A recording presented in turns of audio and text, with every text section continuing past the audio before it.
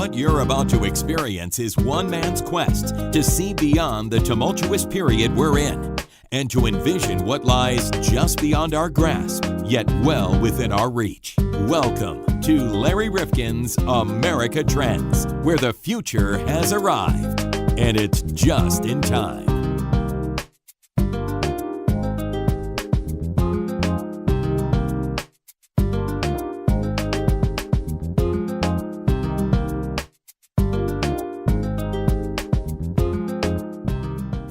Welcome back to America Trends. John Krofsik, Larry Rifkin. And John, today we are, if we were going to be eggs in this world, we are sunny side up today. Well, that's good. I'd rather that than broken. Yes, though we have cracked a few heads from time to time. And while this podcast is never Pollyanna-ish, today we do look at the glass as being half full. Which is good at times. You know, we get too much of the negative stuff, and there is a lot of good stuff out there, and it's good that we're bringing it to light. Yeah, and look, we're not going to give you a podcast that tries to paper over or warm up things that are really cold to the touch. We are going to give you an assessment by Gregg Easterbrook, where he basically looks at the world today and finds a lot for us to be grateful for and hopeful about. Now, John, are you by nature, and I know the answer, but are you by nature, and I'm wondering if our audience can tell this, an optimist or a pessimist? I think I'm more of an optimist. Yeah, you have a good disposition. You're always looking to help people. And so I would say you are an optimist. But you're not really just cockeyed sure that things are all going well. No. I'm suspiciously optimistic. Well, let me read this quote. And I don't know if you can tell me who it comes from. I doubt it. But it's a very interesting quote. We're fortunate to be living in the most peaceful, most prosperous, most progressive era in modern history. It's been decades since the last war between major powers. More people live in democracies. We're wealthier, healthier, and better educated, with a global economy that has lifted up more than 1 billion people from extreme poverty. Now, that sounds like a pretty good world to be in, right? It sure does. You know who said that? In 2016, the president at the time, Barack Obama. Wow. Well, he was right about that. I think he was very right. And look, let's be honest, by talking down the state of affairs, Donald Trump made doom and gloom a rallying cry when he came into office. But unemployment at that time, even, John, now, I don't know if we believe in these statistics, but was 4.6%. So it wasn't like we were in a major depression at the time. Right. Now, how we got there and all the spending we did and all the tamping down of interest rates and the like may yield a lot of problems in the future. But that wasn't too shabby a number. And that's why I kind of laugh when Donald Trump says, well, look, I fixed it all and I'm only a year in. I mean, it had to be going on a trajectory that was pretty positive for him to say that. It had to. But I think, too, a lot of times these numbers are kind of fudged in the way that people who stop looking for jobs aren't counted. So they're nowhere. So you got to wonder about the numbers a little bit. But no, I think you're right. I mean, you do. But let's look at some other numbers. We're going to look at numbers relating to how we're doing on the health front, living standards overall, resource depletion, and people's projections about it that have not come true. So there's a lot about our world today, and you look at just the technology and all the breakthroughs and all the advances, even in trying to figure out what you and I need to stay alive in terms of looking at our genes and mapping them very specifically to our needs. So, John, let's be a little bit more hopeful today. Yeah, it's an amazing world. Yeah, sunny. Yesterday, my life. And we're not starving. We can go down to the McDonald's and have a sandwich. Did you have to mention McDonald's? Oh, I'm sorry. They're not sponsoring us yet. Well, it is better than it looks, according to Gregg Easterbrook today on America Trend. The book is called It's Better Than It Looks, and you remind us, Gregg Easterbrook, that a lot of people are very pessimistic, and we're watching 24/7 news, and we're clinging to every calamity, and yet things around the world are pretty good. What are the best indicators of how well the world is doing that perhaps we don't focus enough on? If you look at the numbers that are objective, not subjective, not what you feel about your life, but what we can measure about your life. Practically everything objective has been positive, in all cases for years and in many cases for decades. Lifespan is increasing all across the world. Disease rates are declining, including rates of cancer. Education levels are rising. Levels of crime are declining, not just in the United States, but almost everywhere. Despite what you would think from cable news, war is in a long-term cycle of decline, both frequency and intensity of combat, even if you include civilian casualties from blockades or secondary measures. We have steadily less war than we used to. Food, fuel, material things are plentiful. All forms of pollution except for greenhouse gases are in long-term decline. Now, that's a big exception, but everything except greenhouse gases is going down. Material living standards are rising. Individual buying power is rising. Just about everything that we can measure objectively looks positive. Then why aren't we dancing in the streets? Well, I wouldn't dance in the streets myself. I'm an optimist in my book that it's better than it looks. One of the goals of It's Better Than It Looks is to recover the intellectual respectability of optimism. I think that's optimism is not only the view that's supported by the factual material of the world, but it's a respectable view in intellectual terms. But even if you're an optimist, you're not a Pollyanna. You don't walk around smiling all the time. Optimists can be cynical. I view myself as a cynical optimist. And when something wrong happens in the world, for example, a school shooting, even an optimist should be furious. So you can feel anger if you're an optimist. Should you be dancing in the streets? I don't think so. But I think if you were optimistic about the condition of the country, and the numbers that we just talked about, they apply very broadly in the European Union, and they also apply to a surprising amount of the world, certainly not all, but in most of the world, poverty is declining really fast, something that we're not aware of very much here in the United States. If you feel a sense of optimism about the world and you're aware of the objective positive indicators, it doesn't make you a Pollyanna or complacent. It makes you think, hey, these things happen because reforms work, so let's have more reforms. Let's have reforms, for example, as the two big examples that I give in the book. Climate change and inequality both are problems that are getting worse, not better. If you know the history of reform, you can believe that reform in these categories will work. We'll return to this episode of America Trends in just a moment. If you like what we're doing here at America Trends Podcast, please don't keep it to yourself. I know there are a lot of people, John, who think, well, if I'm listening and somebody else wants to listen at the same time, maybe we're going to collide and they're not going to be able to hear us. Yeah. Is that the way the technology works? No, there's plenty of bandwidth. Everybody can listen at the same time. All right. Well, that dispels that myth. Now, you can do a number of things that would really be helpful to us. You could give us a kind rating or a review at Apple Podcasts, and that boosts what they consider to be our value and visibility. And what does that do, John? Well, that puts us in the forefront so that you can find us easier, and most important is other people can find us easier. And you can subscribe there or on our site, americatrendspodcast.com, or wherever you're listening, so we can alert you to new episodes of the podcast, which, by the way, we put out twice a week on Tuesdays and Thursdays. And stay in touch with us on both Facebook and Twitter at Trends Podcast. Or you can like us on Facebook or follow us where, John? On Twitter. On Twitter, that's right, where the world turns to hear fake news or whatever it is. Well, you can direct message us at Trends Podcast or using hashtag Trends Podcast. And you know, John, with our growing audience, and really it's been pretty remarkable, a lot of people just came to us the last month or two, and they might have missed earlier episodes. Can they get them again? They can look through them and pick the ones they want to listen to. They're all on the website, and a lot of them are up on iTunes, many of them.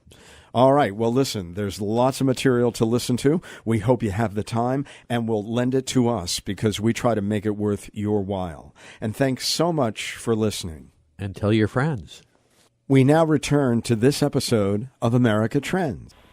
When I go back to 2016, we were told by a gentleman who was very prominent at the time, we're fortunate to be living in the most peaceful, most prosperous, most progressive era in human history.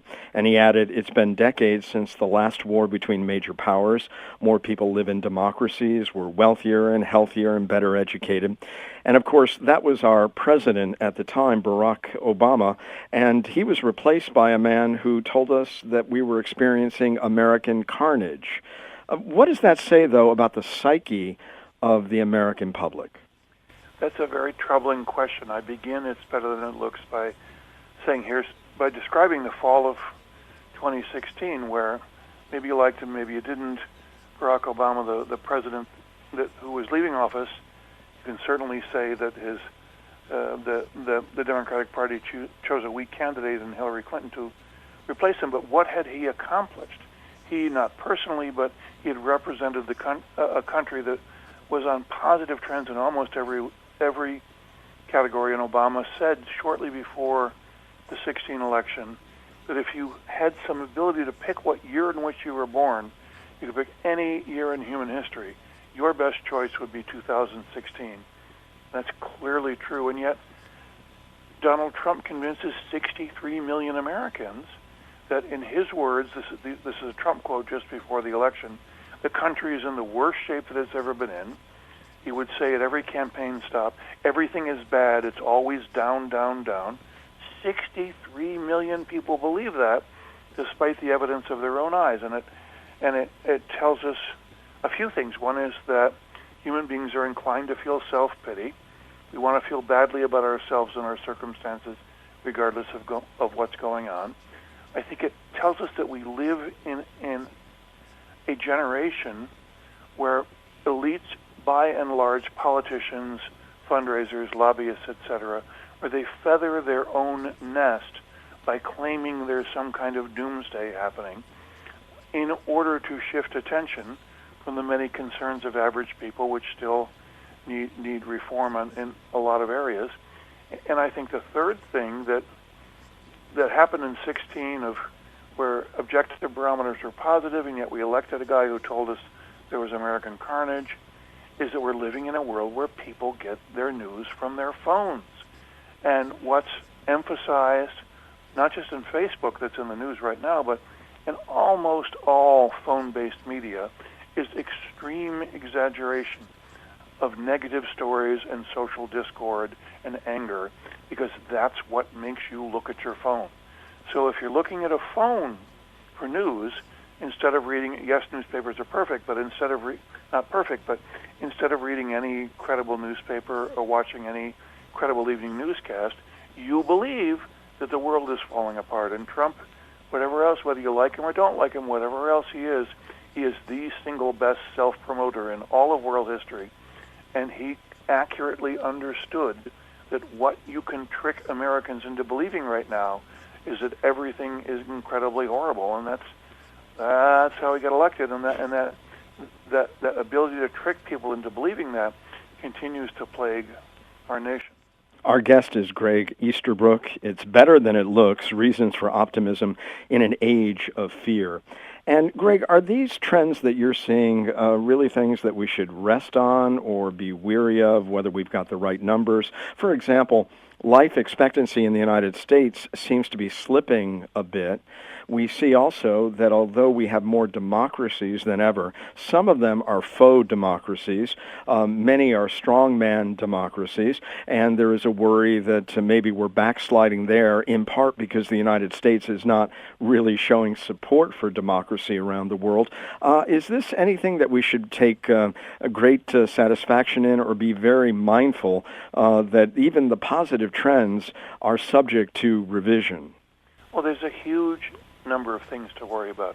If you look at the United States and life expectancy that you mentioned, abuse of prescription drugs is a huge problem in not just 1 year, but the last 3 consecutive years. An American policeman was more likely to be called to the scene of an overdose death than a homicide. So that's something we have to be really aware of. If you look around the world, Russia 10 years ago, people like me actually thought, hey, Russia's going to become a democracy. It certainly has not, and we see backsliding in Turkey, Venezuela, and several other nations. There's a lot to worry about, and I think there's a lot more to worry about that's coming. There seems to be a law of nature that for every problem that you solve, a new problem is created, and I think this will probably continue for as long as human beings walk this earth. But to me, the most important point that I try to make, and it's better than it looks, is if you're aware that things are mainly good, not mainly bad, it doesn't make you complacent. It makes you want to support the reforms that will fix the problems that we have today. I dwell on climate change and inequality because I think those are the two primary problems of today's society. But the need to encourage true democracy, not faux democracy, in countries like Russia and Turkey, that's a real concern.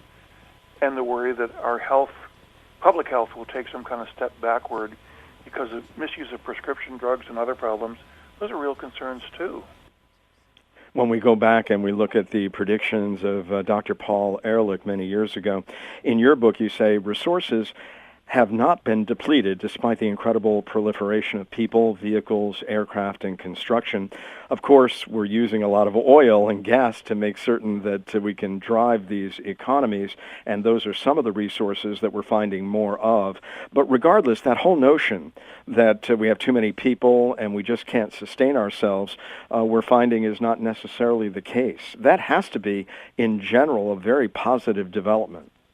If you and I were having this conversation, let's say the 1970s, we would have harped endlessly on, oh my God, we're running out of oil. Oh my God, there's no more natural gas. Oh my God, everybody's going to starve. And oh my God, there's 4 billion people. Society and the ecosphere, they're going to collapse because of 4 billion people. Now we have 7 billion people. Oil and gas are both in oversupply. If your listeners know anybody who's in the oil or gas business, you know that the oversupply of both those commodities is driving producers and corporations crazy. We have really more food than we need. There are parts of the world where there's still malnutrition, but really not that many parts. And the western parts of the world, the United States, European Union, etc., could really be better off with less food if you look at statistics for how many people are overweight as opposed to underfed. These things would have seemed almost miraculous in 1970, or you and I just wouldn't have believed that was possible. Now, because it's happened, we take it for granted. And maybe we should take good news for granted. Maybe that's the right way to deal with it. But the collapses that people thought would happen, the other big collapse that everybody thought was going to happen actually in 1970 were two. One is that the Cold War would become a shooting war. That has not happened. You can't be sure that it will never happen, but it sure didn't happen. And that rising population would cause rising incidents of combat, and instead combat has gone down.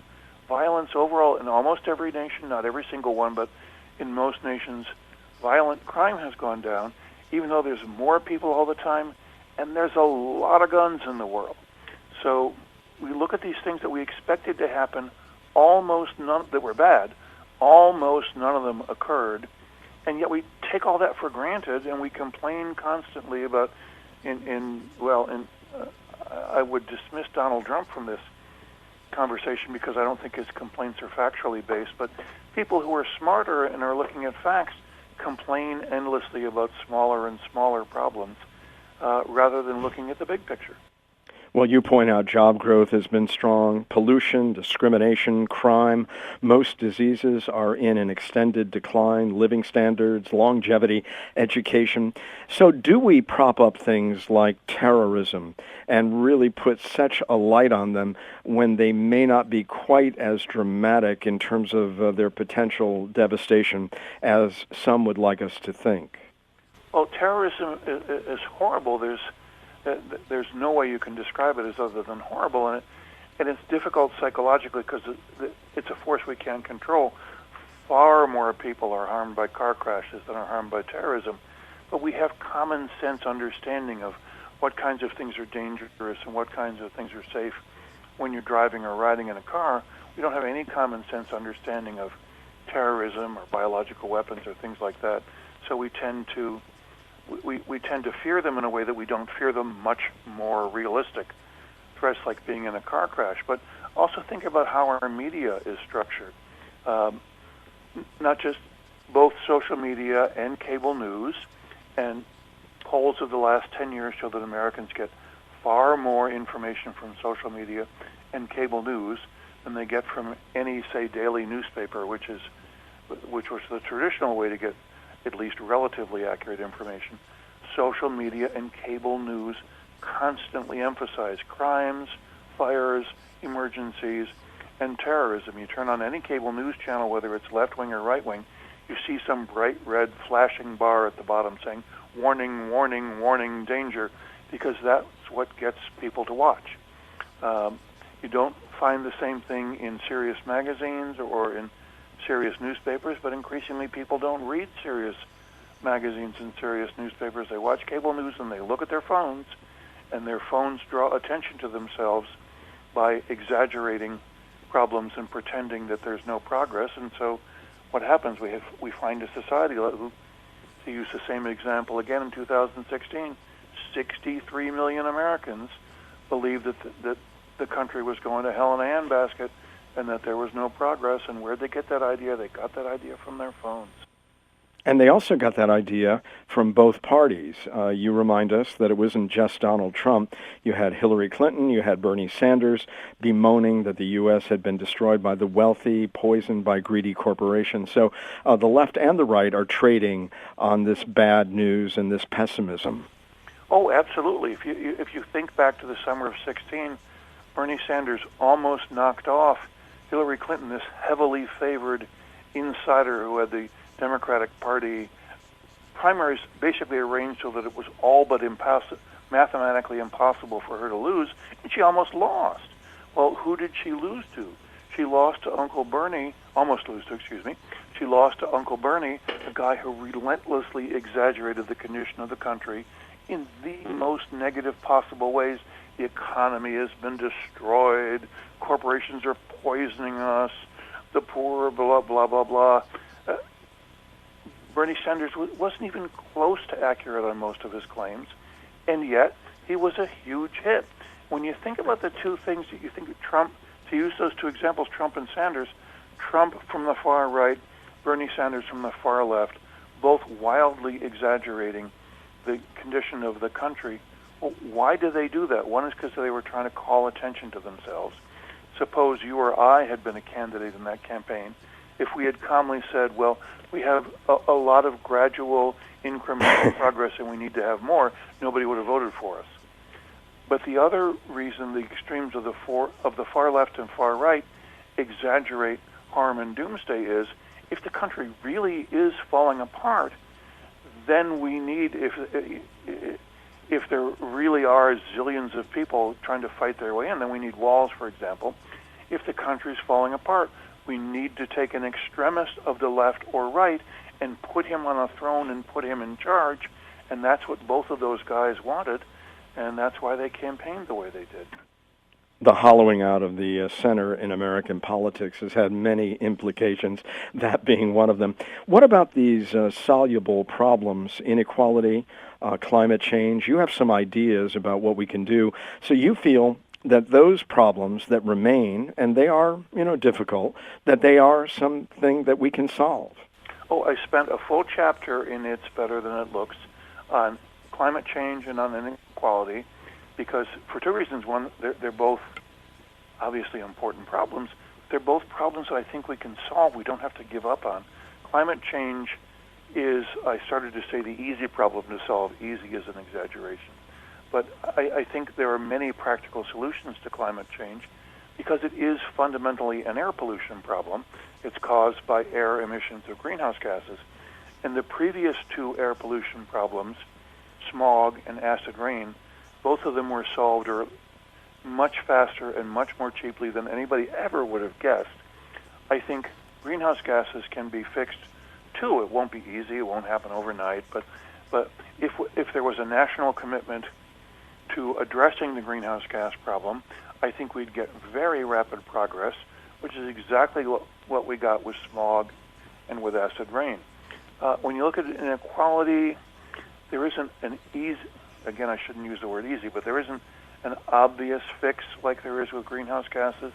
Inequality is a multi-generation problem as the world becomes more and more focused on education as the key to the workplace. And yeah, you and I could be wrong about this, but it sure looks like education is just going to get more and more important for as far as the eye can see. Some people are going to be left behind. We see that happening already. It's not because of trade with China. I go through the statistics in great detail, and it's better than it looks. And trade with China has been a problem for jobs, but it's been nothing for jobs compared to automation in the workplace and education becoming the most important thing for hiring in almost all jobs. And when you look at those two problems, there's got to be some real basic shift or society will become unstable. And don't take my word for it, believe Milton Friedman, the crown prince of capitalism, who 50 years ago said that inequality was the ultimate challenge to the American way of life. He was right then, he's right now. We've got to deal with inequality in a structural way, and I present the reasons why I say, and it's better than it looks, that all roads lead to universal basic income. We've got to have exactly what Milton Friedman advocated 50 years ago, some kind of universal basic income structure in the United States and in Western Europe and probably ultimately in most nations. Let's tie that back to the impact of the big four, Amazon, Google, and Apple, and who am I forgetting, Facebook. The fact that they're having such an impact, add artificial intelligence to that, and a lot of dislocation in the workplace, that's something people are going to be talking about now for a whole host of reasons. So your next book may have to deal with that. How would you address those concerns? Well, the small concern, I think we could do the small concern is Facebook. Remember, Facebook didn't exist 14 years ago. It took a long, long time, many decades, for General Motors to become such an incredibly important corporate entity. It took 25 years for web search engines, Google's the most successful one, to become an incredibly important entity. It took only a little bit more than a decade for Facebook to go from nothing to an incredibly important entity, and I think Facebook is going to burn out just as fast. I think 5 years from now, nobody is going to use Facebook, and anybody who's holding the stock should sell it now while you still can. It may not take 5 years to get to that point. But the larger question is, these knowledge-based companies, Google, Facebook, Apple, etc., are they going to flame out or continue to expand? You and I don't know the answer to that, but we can be very confident in projecting that the sort of educational structure on which they're based is all but certainly going to remain important. And that's really why I think when I say all roads lead to universal basic income, I mean it literally like that. It's hard to think of any way the United States will continue to be a successful and a harmonious society 50 years from now if we don't solve the shift toward knowledge in the economy, knowledge favoring only people who went to four-year colleges. I'd like to end, and what more fun can an author have than to be quoted and asked to put a punctuation mark on their own writing? History is not deterministic or controlled in any manner. You say history has an arrow, and the arrow of history points forever upward. Make certain that we all can understand your thinking there and that it's not Pollyanna-ish. What would you say to us about the world today and the world you see in the next 50 years? This current book went through a couple of titles. At one point it was called The Arrow of History. My publisher convinced me It's Better Than It Looks was a better title, and my publisher, I'm sure, was right about that. But why did I choose that? My favorite figure from American politics is FDR. And shortly before Franklin Roosevelt died in 1945, he said, and this is the quotation, "The great fact to remember is that the arrow of history is always pointed upward." And I think he was totally right about that. He was right in 1945. He's right today. I have 3 children. I hope he's going to be right when my children have children and when my children's children's children have children. Over the course of time, most things get better for most people. That's the great fact as FDR said, about the course of civilization. It doesn't mean that everybody's going to be fine. It doesn't mean that everything's going to be fine for everyone. There will always be people who have money problems, who have health problems, who are lonely, who are unhappy. But over the course of time, most things will get better for most people. And if FDR could see us now, I think he would be pretty happy about where society has gone. And of course, he died almost 70 years ago. I would like to see where the United States will be 70 years hence. Well, you put a smile on my face, and I thank you for that. And you certainly have given me some confidence going forward, and perhaps I won't dwell as much on some of the smaller things. It's better than it looks. Gregg Easterbrook, thank you so much for being part of America Trends today. Sure. Glad to be here. Thank you.